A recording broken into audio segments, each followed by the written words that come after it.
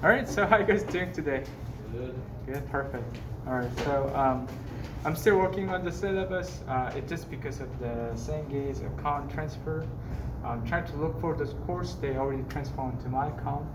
But once I find it, I'll post the syllabus probably by tomorrow.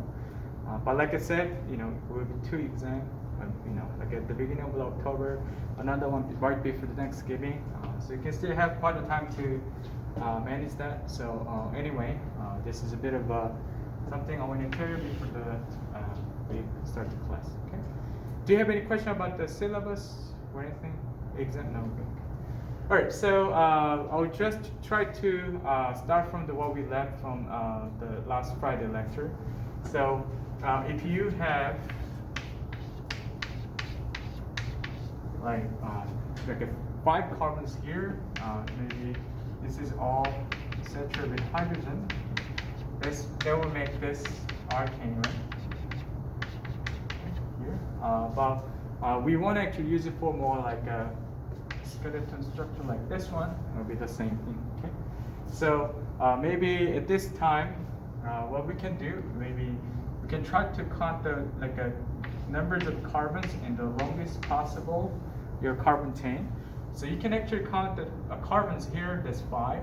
So that's 10. That is the base of your name. Okay, and then obviously they're all fully saturated with hydrogen, and this makes the arcane, right? Arcane. So we're gonna put this at the end, so it makes pentane. Okay, but and that is your surface. Okay? And if you have any substituting groups, that is where you can put here. This we call prefix. So for example, if you have one group here with 1 carbon, so obviously this will make relatively, this is independently just 1. Same as methane, we'll make just 1 hydrogen that makes the this group here. But it linked to the carbon missing 1 hydrogen there, so it becomes alkyl group. So that means that whenever you have this one as a substituent group, not an independent one, you change this one and put YL. Okay, so this is the alkyl group. Okay, so then this will make 1 methyl group here on this carbon. So now the problem is, how are you going to number the carbon here in your longest chain? So it'll be 1, 2, 3, and 4, and 5. You can also count carbon from here. It'll be 1, 2, 3, 4, and 5. So you can have 2 numbers for the location of your methyl groups, either 2 or 4. But I'm going to choose the lower one by it's the IPIC rule. So I'm going to put 2 as its location for methyl group. So that makes 2, which is your locant, right? Where you can put the location of a substituting group and just put methyl. Okay. So this is 2-methylpropane. That's how you can name this compound. This is what we did on Friday. Does it make sense? Is this a quick review? Okay, good. So the last time I mentioned about just a bit more on the nomenclature, which is the slightly tricky part. Not really, but listen to me carefully. So if you have okay, so you have a decane over here, right? 1, 2, 3, 4, 5, 6, 7, 8, 9, 10 decane. So maybe you have 10 carbons in here. So this is D, and also it's arcane, A and E, so it's decane here. So probably you can have maybe not just 1, but 2 substituting groups. Okay, so then what we can do is, this is also methyl groups, but there are 2. So I'm going to put methyl here, but I'm going to put di here. So this dimethyl. And the location is 1, 2, 3, and go on. I'm not going to count the carbon from here, because it will make those 2 numbers for your locant will be a bit higher than 2 and 3. It will be what? I think it will be 8 and 9, right? So 2 and 3 here, so it'll be 2, comma, 3, and there are two methyl groups, so it'll be dimethyl and decene over here. Okay, so make sure you guys do this, and also remember, like either mono, di, tri, tetra, they don't count as alphabetical order if you have other groups as well. So here's another one. Okay, does it make sense so far? You good? Okay, perfect.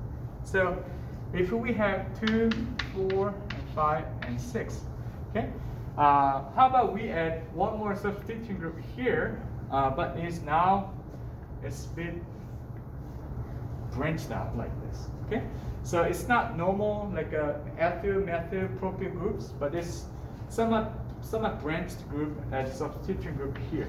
So what about this one? So whenever you have something like this, you can think this your group as an independent like compounds for a moment. So I'm gonna just dislink for a while. Okay. So in this case, now you have this structure here. Okay. Now you have this structure here, and I'll do the same what I did for the decane over here. I'll try to find the longest carbon chain, which is 3. If you do it from anywhere, it's still 3, right? So that is propane. Okay. Propane is your base and suffix name for this one. But you have one methyl group on your carbon number 2, central carbon. If this is your longest possible chain, it's 1, 2, 3, so it's on 2, right? Okay. So that makes 2 methyl propane as just this group as independent. Okay. So now we are ready to do much on this one. What you can do is you just take this in a whole bracket, and now you're going to put it as a key group, as a substitution group. So you only need to change this one once again, YL. So now it becomes 2 methyl propyl groups here, which is on 6, carbon 6 on your decane. So it becomes now 6, open the bracket, parenthesis here, and 2 methyl propyl and decane. So I ordered those substitution groups like this because once again we don't count this di as in alphabetical order, no, but just m and m over here. Okay, so make sure. Oh, and this is as also whole group. You count the alphabetical order for this. Some branch substituting also with the first alphabet letter here, which is n. Okay, make sure you guys remember this. So obviously, this is also one way to name this compound, but can you make it even simpler or easier? Because we do have a common name for this one.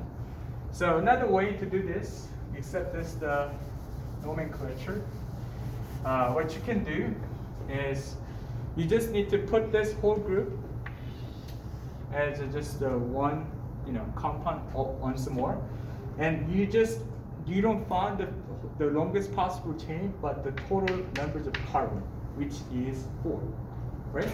So if there's 4 carbon, it's butane in total, okay? But obviously, those 4 carbons not in the line, right? But 1 carbon is sticking out from the longest chain of the other 3 carbon chain.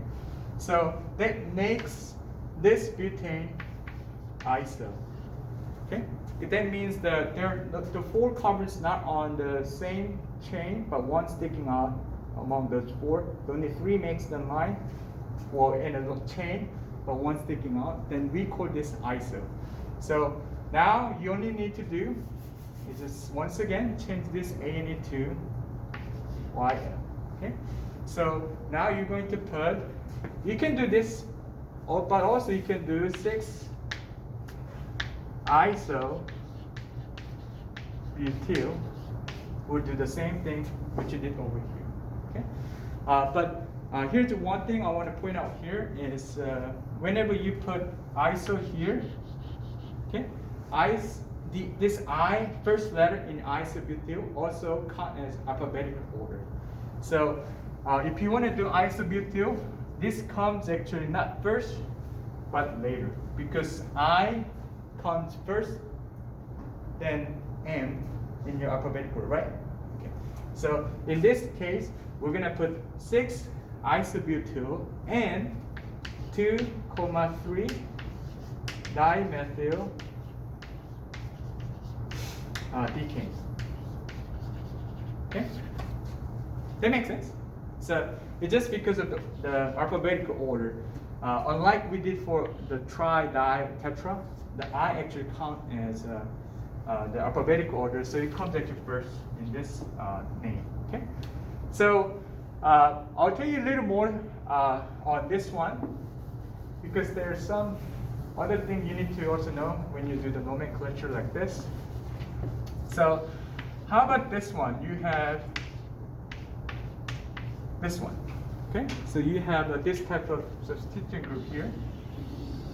Okay, so in this case, if you look at this carbon here, this is more at the moment separate from the base. Okay, but if you look at this carbon here, this carbon have a covalent bond to the other 2 carbons here, right? So this carbon here separately is secondary. Right? So this is secondary, okay? But the total numbers of carbon in here is still 4. So this one becomes sec-butyl. Okay? So if you make it more branched substituent group like this, here, then this carbon is linked covalent bond to 3 other carbons. So that makes tertiary carbon. You accept this one. So that will be ter-butyl. Butyl. Okay. So you can say it's an S-butyl too. It's a bit of an acronym here. T-butyl as well here. Okay. For this case, what you can do is the ter and sec, the S or T, they are usually written in italicized letter. So this will be like this, okay? Like this. So this all italicized letter, like this, like this. So because of this, those S and T do not count in alphabetical order. Unlike I here. It does count, those 2 don't count in alphabetical order. Only B is their letter for alphabetical order. Does it make sense? It's a bit tricky, but you actually, if you look those in an exam, they will be italicized anyway. So you'll see, oh, this doesn't count, but this ISO does, because ISO will be in the just formal letter there, no change. But those are. So in that way, you can memorize, oh, maybe just B, I for those, for ordered in your substituent group in front of your base and the suffix. Okay, but that's pretty much it for you to know. Because we're gonna do a little more later in this chapter. I mean, not chapter, this semester. But does it make sense? Yeah, go ahead. And so the isobutyl, that would have been a primary carbon. That's why we gave it that isobutyl. Yeah. Yes. I mean, separate to the base. Yes. Right. Yes. Perfect. In a whole is actually yes. Yeah. So, is that good? Yeah. That's all I want you to know. Perfect. So I'll just give you one more exam problem for this one, and then we can move on now. So if you have So we have octane. Okay. And now I'm gonna place this one. So I'll do the same. I'll just show you what it can do. Okay. So you have a one substituent group here on your octane, right? And then if you number the carbon 1, 2, 3, and 4, and 5, 6, 7, and 8. It's on carbon number 4. Okay. And you can also, I'm going to do in two different ways. The first one is to find the longest chain in these 3 carbons. It's not 3 because the carbon that linked to your the base is a central carbon. So the longest chain looks like 3, but it's actually 2 because it has to start from the center. So either go right or left, it'll still be 2 carbons is the longest chain. So that makes ethane independently, and that makes that one methyl group is on the central carbon. Okay, so this would makes as a one substituent group. Once again, you're just gonna change this one to YL to the R2 group, and then all you need to do is 4 there and 1 methyl, ethyl, octane. Because it's on number 4 and octane. So 4, 1 methyl, ethyl, octane. Okay. So this is one way. Also, the other way, also we can use common name for this one as well, like we did for butyl. Well, you just count the whole total numbers of carbon in here, which is 3. So we 1, 2, 3. That's a propane, right? Propane. And also in this one, you can look at this one here. There's 2 carbons in a line, and 1 also kind of sticking out from the chain. So we're gonna put this iso again too, iso group. And then as an alkyl group, you just change this one again, isopropyl. So you can also say for the same compound, 4 isopropyl octane. This is also the same. It's the same compound. Okay. One question you might have is the if you, like I mentioned before, if you look at this one here, you can see this is also secondary. So you may say this is the sec propyl group, which is not very familiar in chemistry, I believe. So you can always stick to isopropyl, and whenever you start thinking about sec, tert, and so on, from the butyl groups. Okay. For isopropyl, that should be just a good one name for this group right here. Okay. And it's confusing, but it's just the way it is. Okay. All right. Sounds good? We good? Okay, perfect. All right. So I'll probably make some more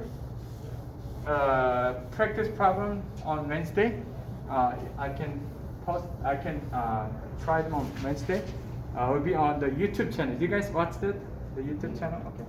So you can also practice at your place watching that YouTube on Wednesday. But anyway, okay. So let's move on to the next one. I think that's good for the chapter 3 wise nomenclature.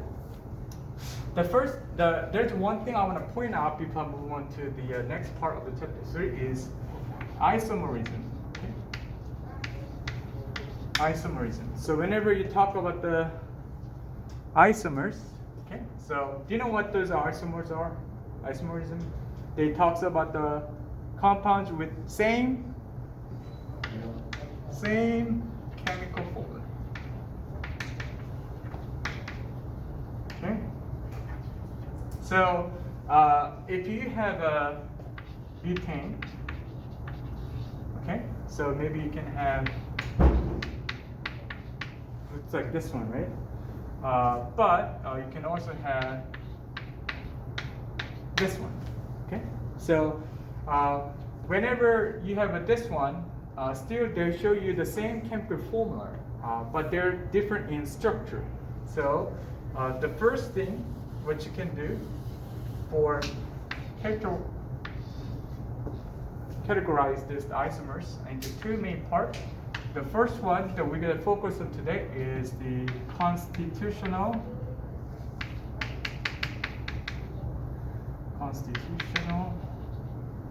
or you can say structural isomers. They're same thing. Just the same thing for two different. Okay, so they're same thing. They're different in structure. You can confirm this by doing this one. So whenever you have carbons here and you say here, what you need to do first is you need to number the carbon 1, 2, 3, and 4. 1, 2, 3, and 4. Okay, and then what you can do is try to see what bondings between two carbons in this compound. So there'll be one single bond, 1 and 2, one single bond, 2 and 3, and there's another one on the other side. There's 1, 3 and 4, and 2 and 3. There's only one from 3 and 4. Okay. But if you look at this one, the 1 and 2 are the same. But if you look at carbon number 2, it had 3 bondings. It only has 2 over here. So that makes those two are structurally different. So whenever you try to talk about some constitutional or structural isomers, well, you can talk about the bonding between these two carbons are different from another. That's why you can say it's structurally different. Okay? Does it make sense? Okay. So that means the other side, the stereoisomers means they also share the same bonding too between the same carbons, but still different. And possible scenario is mainly two. The first one that we're gonna do in I think chapter 5 is optical isomers.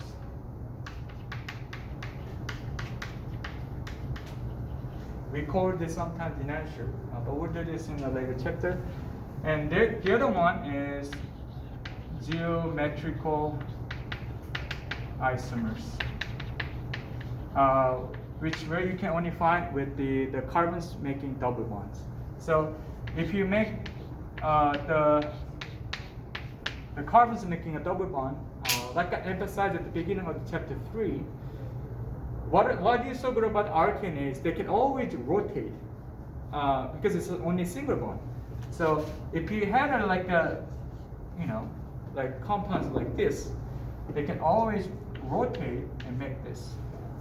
No problem. They can always rotate. And even here and here, no problem.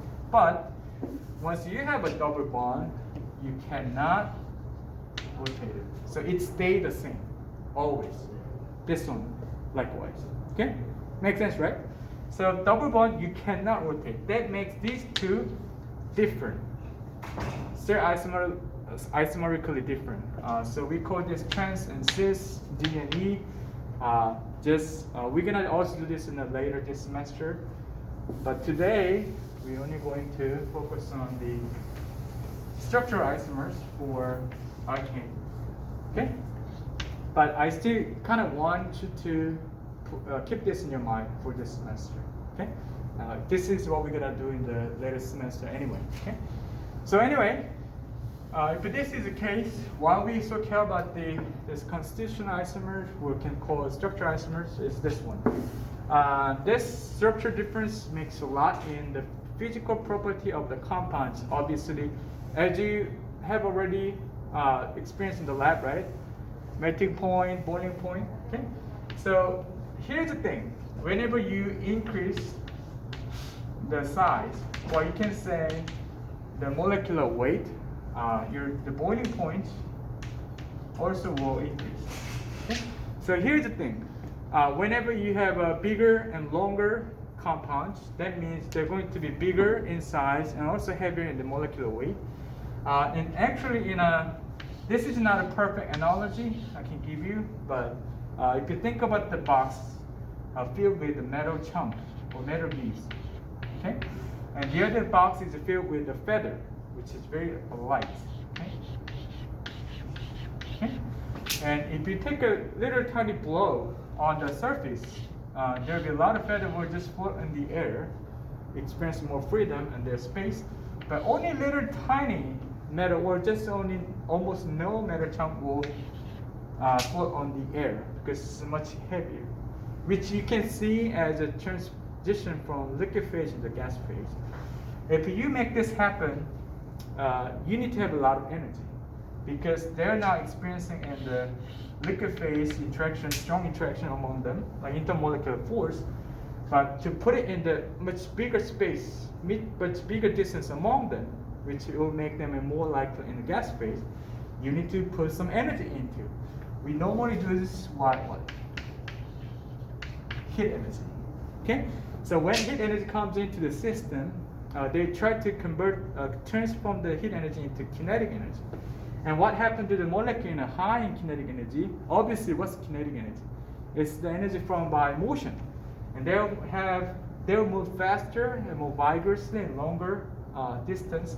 They'll enable them to make it more in a freedom status we call gas phase. Okay? But obviously we need much energy for these ones, heavier ones, than the lighter ones to make it more onto the gas phase because of this. Okay? Does it make sense? So this is kind of a simple way to memorize this one. So if you have a bigger size, this will be higher boiling points.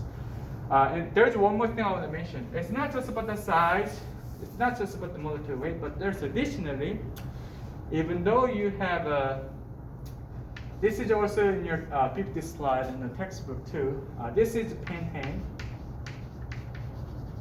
and you have this one, and you have this one. Okay, they're all in 5 carbons. But just in a different structure. This is what we talked about, the structural isomers. Okay, structural isomers. And then if you look at this one here, among those same pentane, and more like in the long chain, they can actually interact with each other on their kind because they are long. They're kind of exposing very large surface area of themselves. So interaction among those same pentane, this structure will be quite strong. Okay, but if you're getting more branched or more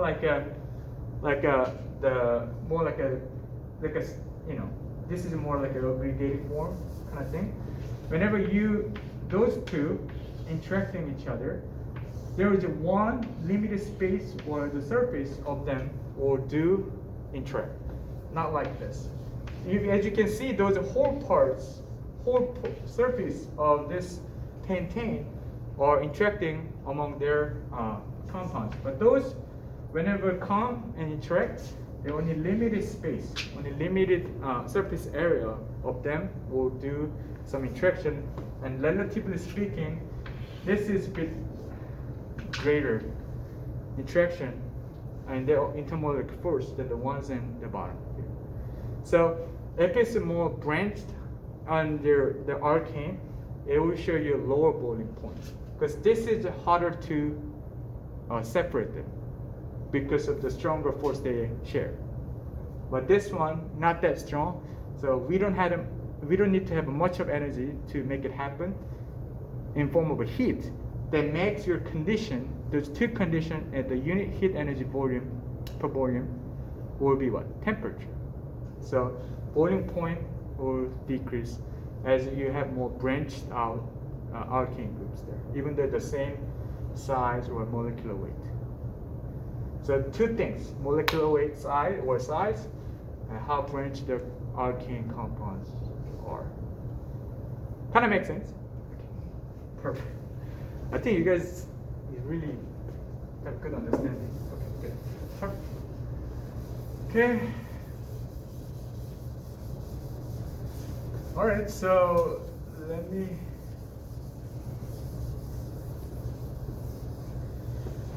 Okay, I think there's several more things.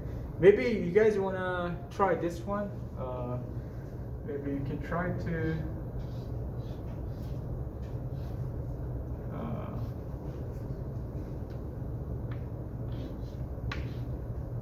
Can you guys name this one maybe?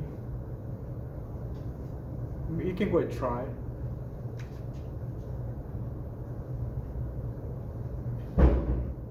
Okay, so I'll give you about maybe just a few minutes. So 1, 2, 3, 4, 5, 6, 7. Okay, oh, that's a half. 10, right? 7, okay. And you have this one over here. You can either say common name or IUPAC name, it doesn't matter. Whatever you can do.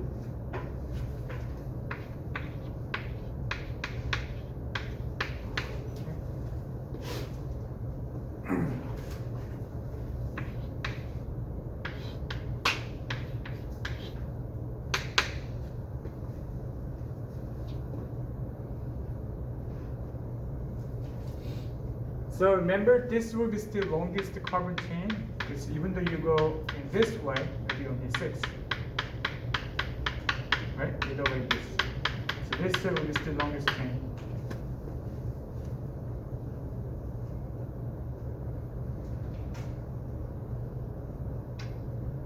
Okay, so maybe one way you can do it would be 4, what? 4. Oh yeah, yeah, sure. Isopropyl, right? Perfect. Okay. How about the other way?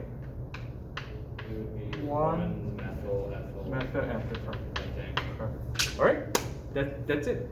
Okay. So I think is anything else? I think yeah. Go ahead. When you're talking about doing it the longer way Mhm. with the methyl ethyl, Uh-huh. you said that for alphabetical order we use that methyl, that Yes. lowest alphabetical substituent group in the Mhm. parentheses. Yes. Okay. So it's always the first letter in your whole substituting. Yes, perfect. That's absolutely right. And this one will be different because this is actually we count as I, right? Yeah. Mhm. Not P. That was a very good question. But yeah, this is just the way it is. And you guys did it, then you already have a good understanding on this one. So I think that's it for today. So I'll just stop here and all right.